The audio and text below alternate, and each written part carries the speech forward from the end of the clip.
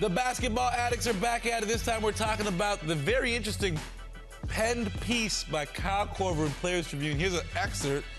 How can I, as a white man, part of the systemic problem, become part of the solution when it comes to racism in my workplace? In this country, these are the questions that I've been asking myself lately. Very interesting piece by Kyle Korver. I don't have a question other than I'll throw this out to you, Dan, first. What were your thoughts once you read it? First of all, I love the Players Tribune, and I love Kyle Korver. And this was a brilliantly written piece, so thoughtful, and it really raises questions. Honestly, I've been thinking about a lot of this stuff for quite a while. I feel like you and I have talked about it. We had couch. good discussions. And I mean, I don't know what more to say other than I agree with what he said.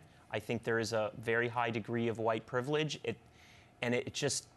Sometimes it gets lost or you don't think about it, and it would be nice to see things changed, perhaps in laws, in civility, in society, to make sure that everybody has an equal opportunity, which is the way it's supposed to be in the USA and Canada. Were you at all surprised, Gareth, by how honest and transparent Well, just a thought quickly on the Players Tribune. This wasn't Kyle Korver penning that piece. It's his thoughts that's written by someone else. So you might like the Players Tribune, but that was not his writing, but these are his thoughts, and that's what's most important. But he gets the credit as the writer. But it's someone else's writing. Okay. I just want to be clear Gareth's that he's not that's penning still that. him No, I being just thought, Gareth's not having it. as someone that writes, it's a little bit disingenuous to say that he went and wrote that. These are his thoughts, and that's what's more important here, so let's get to what his thoughts are. And you're right, I think he's bang on. I think that this shows you how the NBA is different than a whole lot of other professional sports leagues, and we know leagues that don't do an appropriate job recognizing the things that Kyle Korver brought up in that piece. And I think the NBA represents a lot of good that outside of just North American society doesn't represent either, right? Yeah. Like it's so diverse in so many ways, not only in terms of the players, which he documented, 75% of the players in the league are African American, but I find that You're not gonna find those numbers anywhere else except in jail.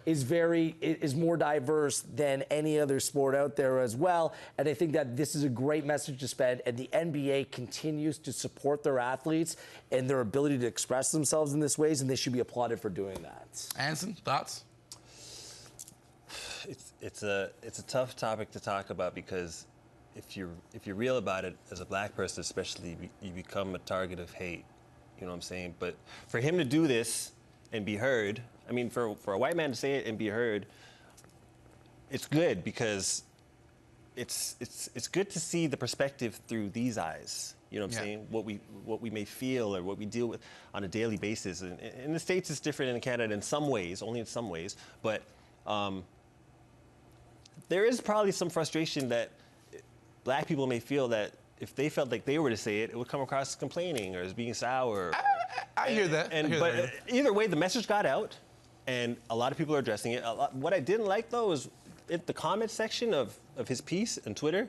Dude, you don't know the rules yet? There were some people that were never read the comments. Nah, but section. I had to because I wanted to see the response. I wanted to see the real response, and there was still some people that were. That stuff's skewed to lonely people with an agenda and an axe to grind. I don't think the comment section properly reflects humanity. I think it's the lowest common denominator gather in that space. But I did want to say two things about this. First off, I think one of the biggest things that I took away from the piece was when Kyle said, you know, when I look at the news or something, as he was teammates with Thabo Cephalosha after the incident with the police, and his natural instinct was to think, well, if you got into a situation with the cops, then you were at fault. And that's so weird for me, coming up the way I grew up. I kind of knew every time you saw a cop, be careful. They do not have your best interests in mind.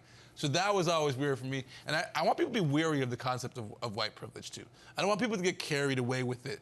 Like, white people are running rampant with this idea that they're superior. I think it has the places it manifests, but I don't want this to become a weapon for black people to use to champion, to use to walk around saying there's white privilege and it's holding us down. It doesn't just happen with race. Like, I think we ignore economic, running out of time right now. Environmental. There's a lot of different things that we as people just need to fully engage in and realize when there's issues. So all right. It's well put.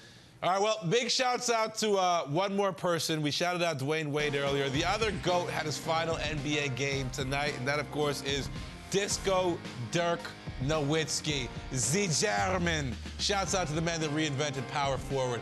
Hangout!